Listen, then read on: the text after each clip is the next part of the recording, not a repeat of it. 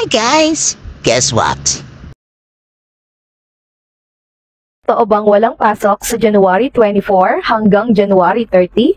Yes, wala kayong pasok ng 7 days.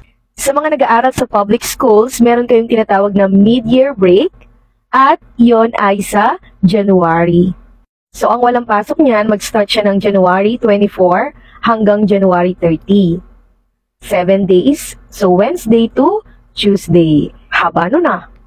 Ano bang meron doon? Bakit wala kayong pasok?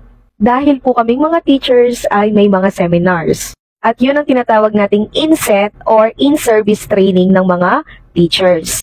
Pero, before kayo mag-major break, ang examination nyo or second periodical examination ay sa January 22 and January 23. Before major break, mag-exam muna kayo. And sa pagpasok nyo sa January 31, third quarter na po yon.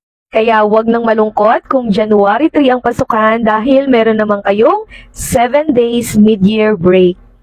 Don't forget to share this video and follow your maestra. Happy New Year, everyone!